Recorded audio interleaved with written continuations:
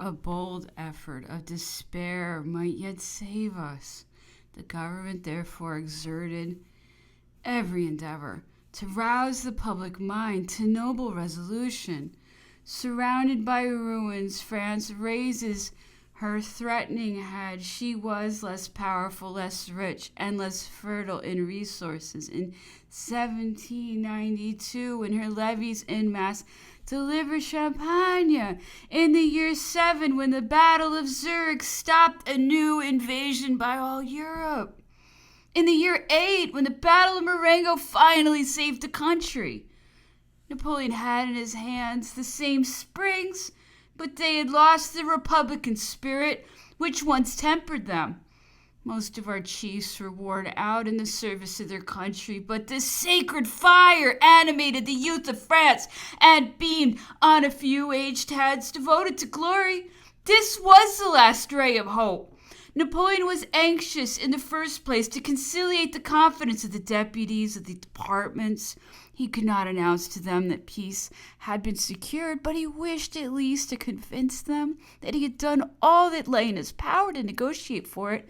But his word was not sufficient, and he conceived himself bound to communicate the documents connected with the negotiation to a committee chosen from the members of the Senate and the Chamber of Deputies.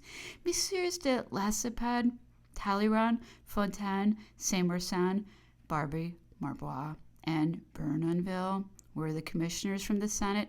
Messieurs the Duc de Massa, Raynor, Lannes, Calois, Flaggerg, and Mende-Biran were the commissioners from the legislative body. The committee met at the Arch-Chancellor's on the 4th of December, and the documents were communicated to them by the councillors of state Regnault de Saint-Jean, d'Angely, and d'Autorive, in proving that the government had done all that could have been done to negotiate for peace. Napoleon hoped that the voice of honor would immediately call to arms, but the Senate, on receiving the report of its commissioners, entreated the emperor to make a last effort to obtain peace.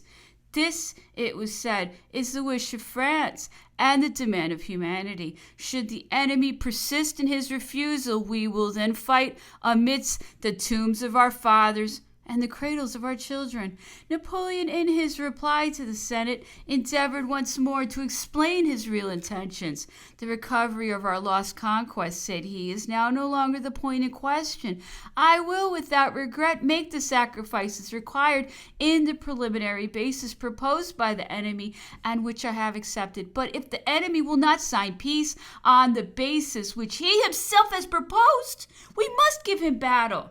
The legislative body was still less than the Senate inclined to consent to the resolution to which Napoleon seemed to lean.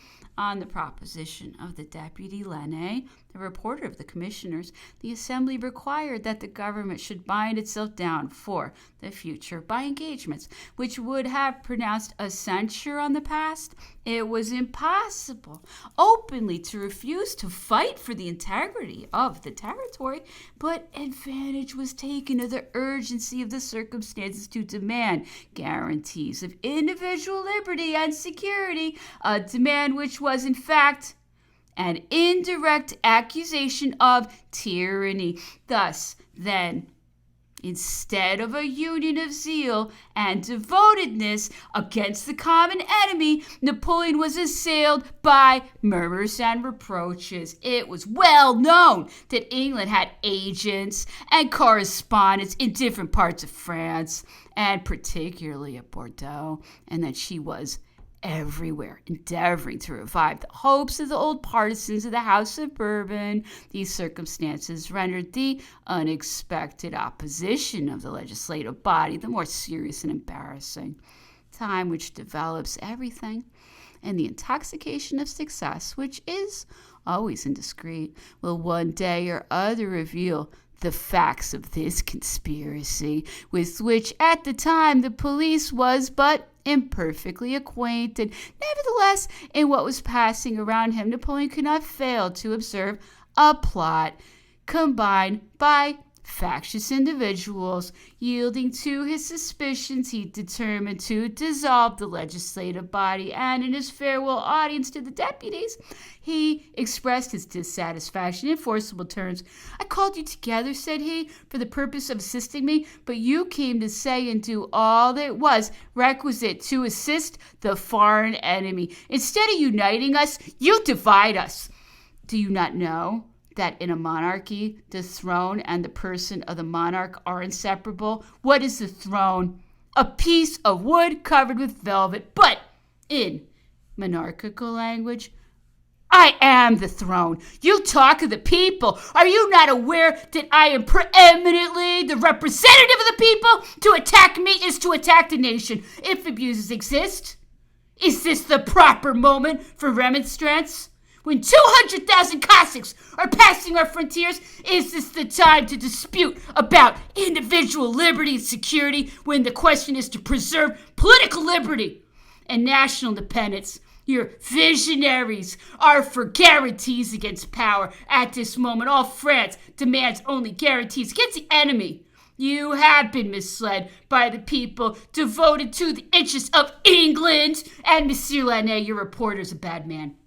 After this smart reproof, the deputy Lannes returned home, no less free than his colleagues.